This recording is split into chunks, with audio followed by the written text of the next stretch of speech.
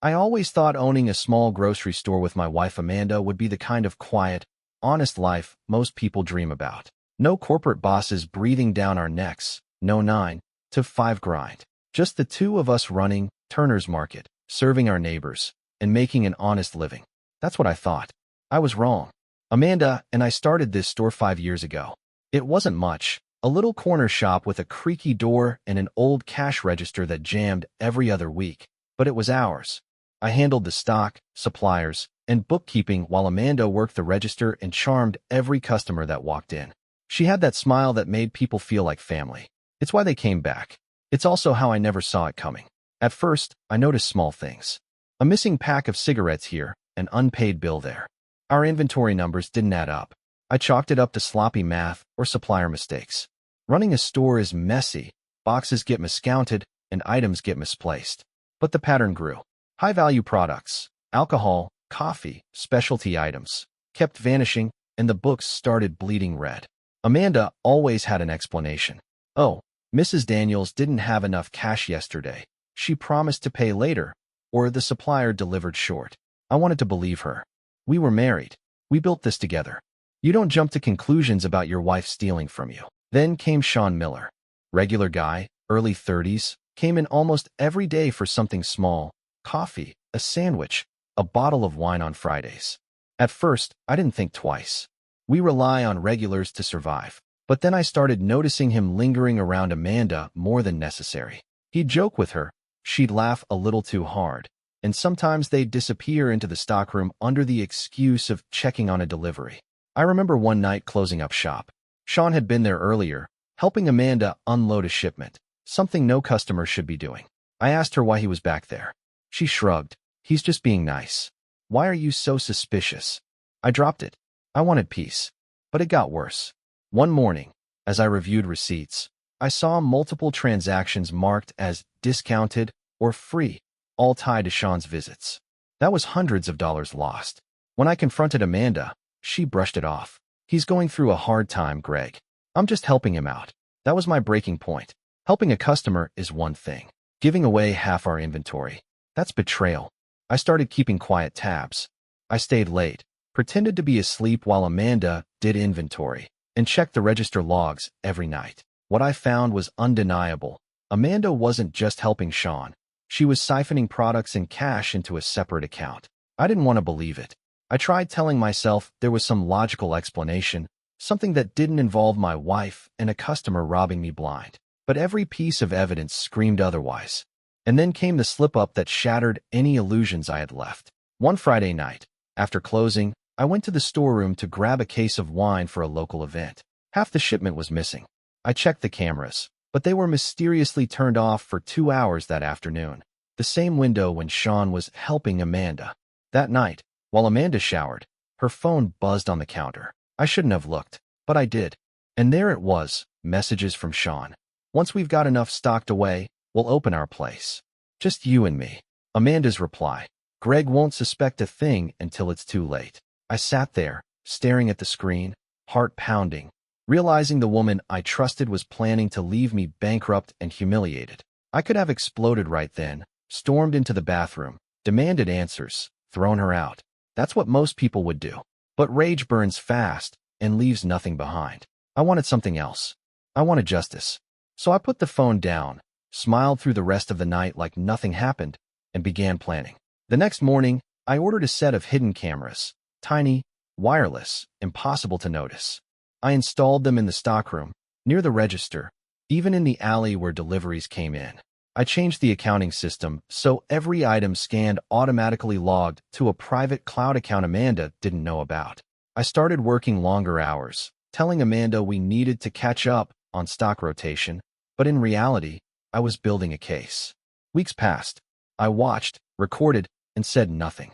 Every bottle, every stolen box of snacks, every cash discount for Shawn, I captured it all.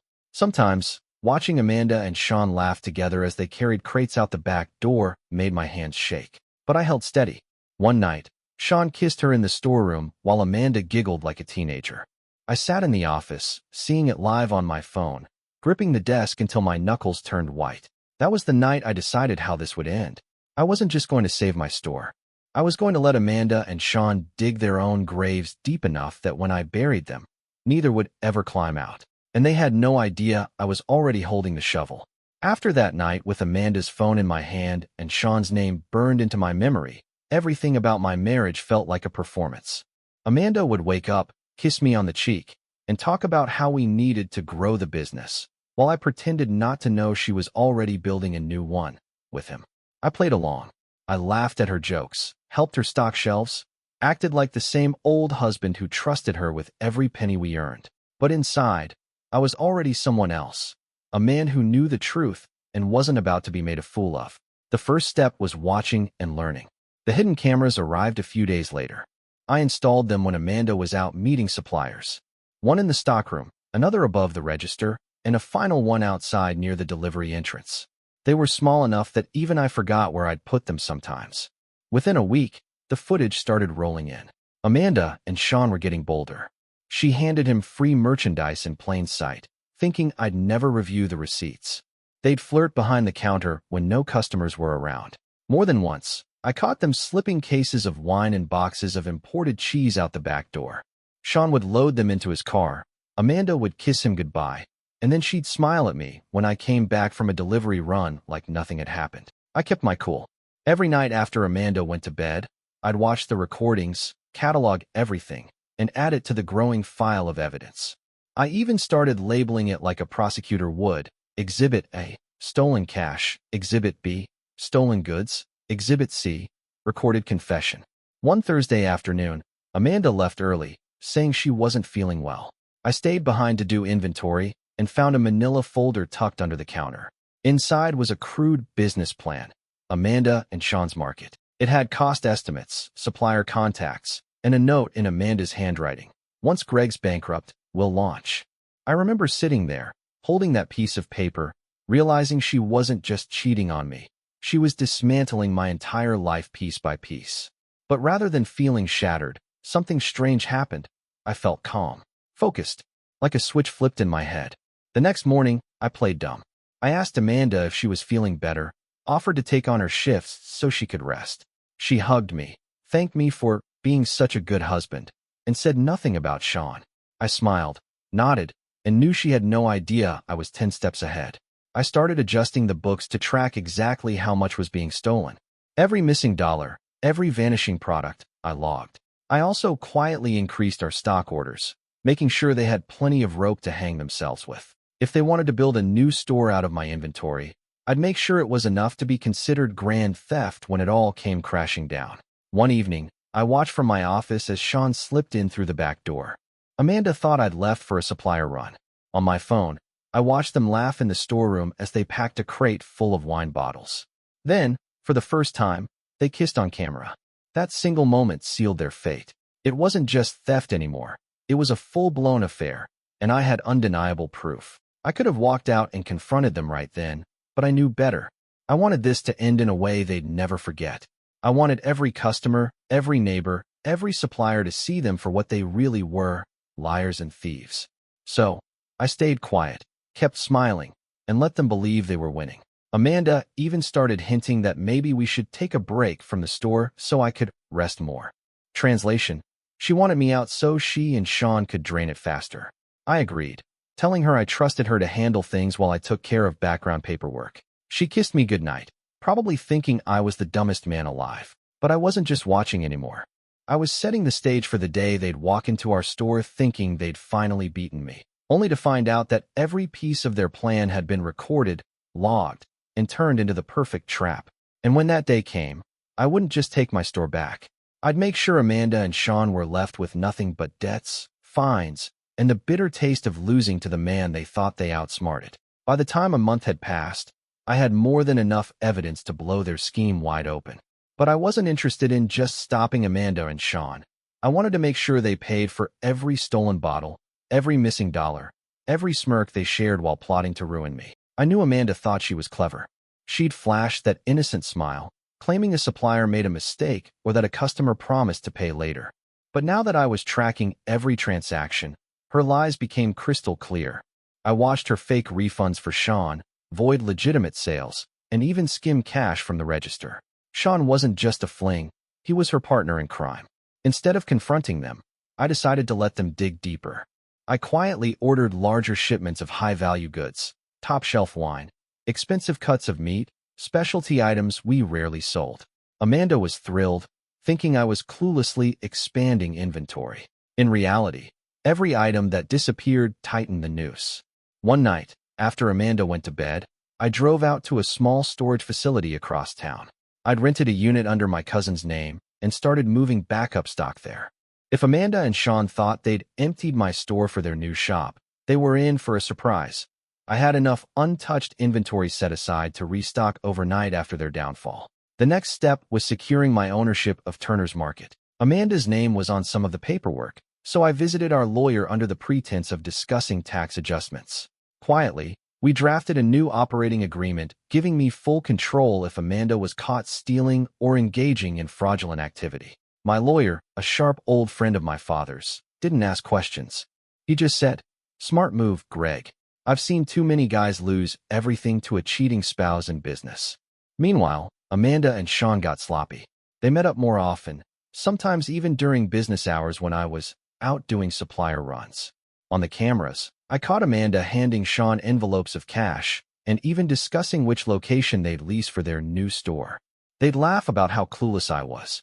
What they didn't know was that I'd already spoken to a friend at the local police department. I laid out the evidence, so far unofficially, and he agreed it was more than enough for a case of conspiracy to commit fraud and grand theft. "When you're ready to press the button," he told me, "we'll be there." I wanted the reveal to be public, undeniable. So I reached out to a couple of our longtime suppliers and a few loyal customers, inviting them to a special inventory meeting at the store. Amanda thought I was planning a community event. She even joked to Shawn on camera that they'd let me play host one last time before we're done with him.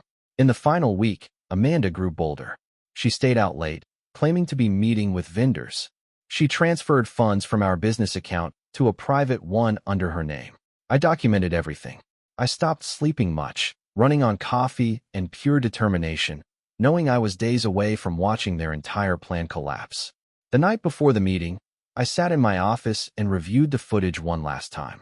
There was Amanda, kissing Shawn, laughing as they loaded stolen goods into his car. There was her notebook, listing out their plan to bankrupt me. Every second of betrayal was captured in high definition. I thought about confronting her privately, just the two of us. But that would let her spin a story, maybe cry and beg for forgiveness. No, I wanted truth, not tears. Amanda and Shawn had paraded their betrayal in my store, under my roof, using my hard work to fund their fantasy. I was going to end it the same way, publicly, undeniably, and on my terms.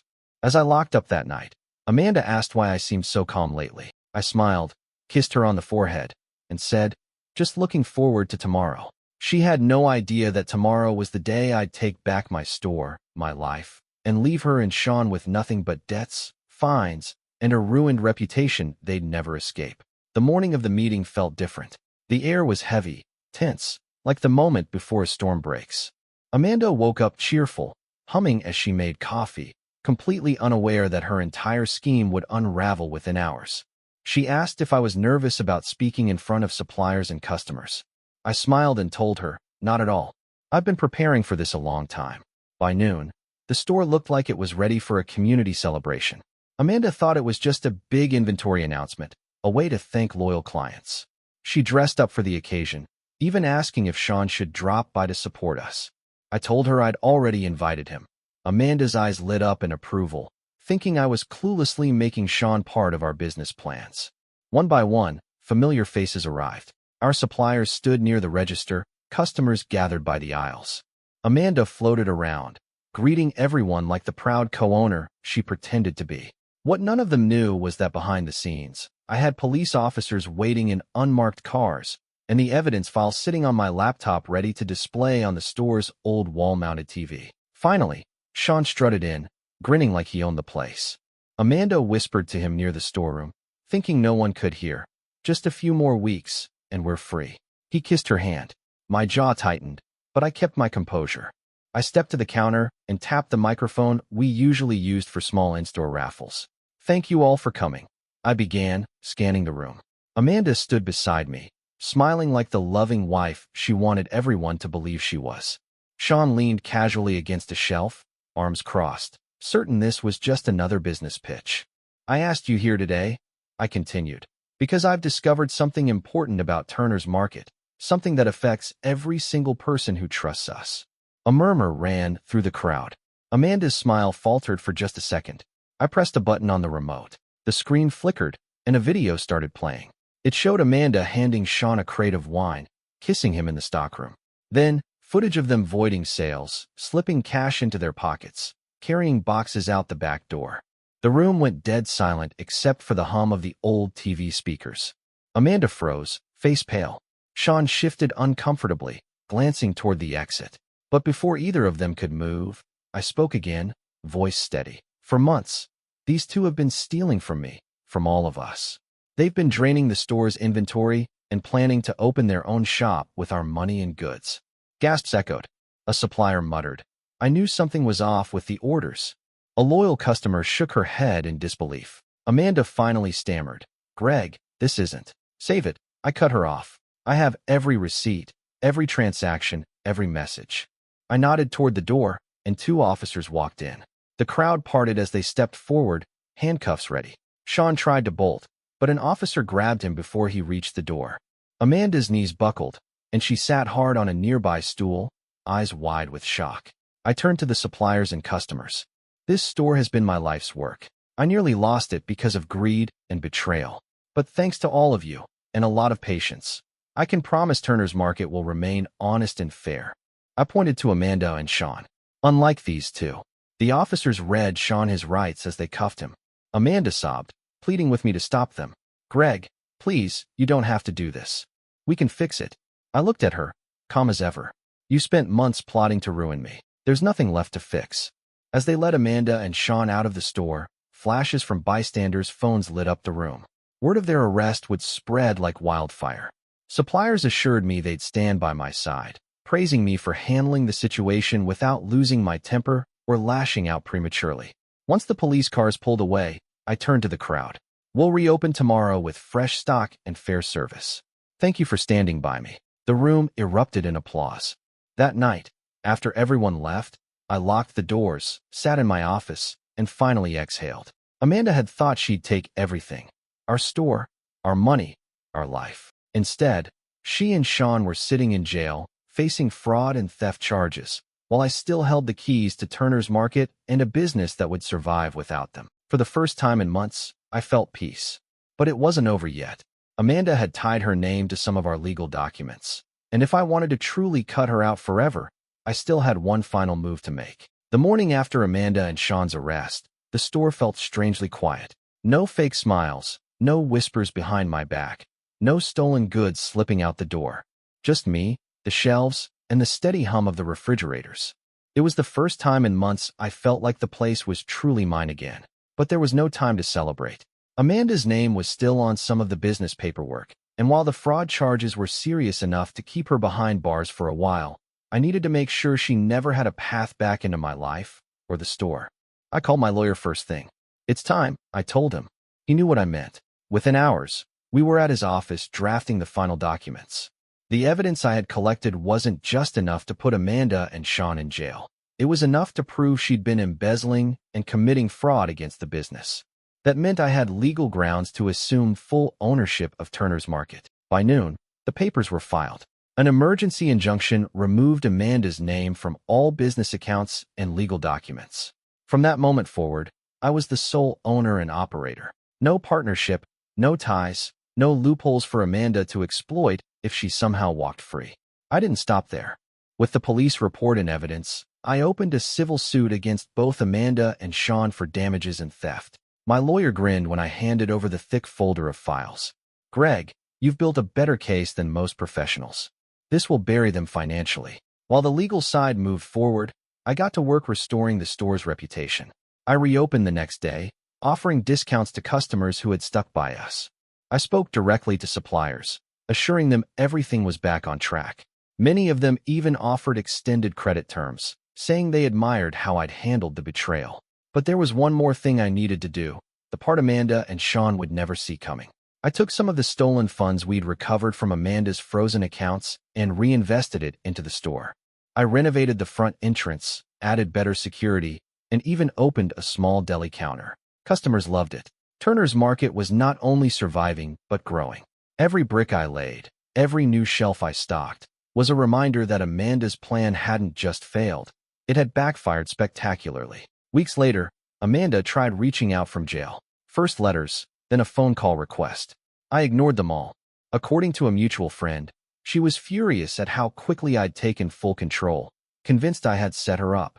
That part made me laugh. She thought she'd played me like a fool, never realizing I'd been quietly setting every piece of this plan in motion the moment I discovered the truth. The lawsuit moved fast. With video evidence, witness statements, and bank records, Amanda and Shawn had no defense. They were ordered to repay the store every cent they stole plus damages. Between legal fees, restitution, and public humiliation, neither of them had a future in retail or much of anything else. Shawn's car, the same one he used to haul stolen goods, was repossessed to help cover the debt. Amanda's personal savings vanished into court-ordered payments. One afternoon, I visited the county jail to sign some final paperwork. As I walked past the visiting area, Amanda spotted me. She rushed to the glass divider, eyes red from crying. "Greg, please, we can fix this. I made a mistake." I stopped, looked her dead in the eye, and said, "No, Amanda, you made a choice. And this is where it got you." I signed the papers, handed them to the officer, and walked out without looking back. By the time the sun set that evening, Turner's Market had a line of customers out the door. I stood behind the counter, scanning items, greeting familiar faces, and felt something I hadn't felt in a long time: freedom. Amanda and Shawn had tried to rob me of everything I built, but instead, I had taken it all back and left them with nothing but debt, a criminal record, and a future they'd have to rebuild from scratch. I thought about Amanda's notebook, the one where she wrote, "Once Greg's bankrupt, we'll launch." I smiled to myself. Greg Turner wasn't bankrupt. Greg Turner was the sole owner of a thriving store, while Amanda and Shawn were paying the price for underestimating me. But I wasn't finished just yet. I had one final move to make, a gesture that would permanently close this chapter and make sure the world knew exactly who had really won. 3 months after Amanda and Shawn's arrest, Turner's Market wasn't just surviving, it was thriving. The renovations were complete, the deli counter had become a local favorite, and suppliers were offering me better deals than ever before. The community rallied around me, grateful that I'd kept the store honest and running despite everything that happened. But there was one last thing I needed to do, not out of spite, but to make sure Amanda and Shawn could never twist the story or try to claw their way back into my life. The town held an annual community fair, where local businesses set up booths and celebrated small-town entrepreneurship. Amanda and I used to attend together every year, smiling for pictures and handing out flyers for Turner's Market. This year, I went alone, but I brought something different. I set up a booth with a large display board. On it, I posted a public notice, copies of the court ruling granting me full ownership of the store, the restitution order against Amanda and Shawn, and a statement that read, "Turner's Market belongs to the community, not to thieves. Honesty built this store, and honesty will keep it alive." People stopped by, read the notice, and many shook my hand, congratulating me for standing up for myself and the town. I didn't mention Amanda by name beyond what was in the legal documents. I didn't need to. Everyone already knew the story, and the truth spoke for itself. Meanwhile, Amanda and Shawn's lives had completely unraveled. They were out of jail on probation, but financially ruined. Shawn's reputation was destroyed. No store would hire him. Amanda tried to apply for work in nearby towns, but was turned away once employers saw her record. The dream store they'd planned together never materialized. They were left with nothing but debts and each other's bitterness. One evening, as I closed up shop, a customer mentioned seeing Amanda at a bus stop, looking worn down, with a suitcase at her feet. I felt no triumph, no lingering anger, just a quiet sense of closure. She had made her choices, and the consequences were hers to bear. That night, I went to my office, unlocked the old safe, and pulled out Amanda's notebook, the one with plans to bankrupt me. I flipped to the page where she'd written, "Once Greg's bankrupt, we'll launch." Slowly, I tore it out, set it in a metal tray, and lit a match. The paper curled, blackened, and turned to ash. With that, the last shadow of her betrayal disappeared. I stepped out to the front of the store, looking at the freshly painted sign that read Turner's Market, family owned and honest since 2019. For the first time in years, I felt completely at peace. Amanda and Shawn thought they'd outsmart me, that they could steal my life and leave me broken. Instead, I had taken back everything, built it stronger, and left them to face the wreckage of their own making. And as I locked up that night, I realized something important. Revenge hadn't been about destroying them. It was about reclaiming myself, my store, and my future, and making sure no one could ever take it from me again.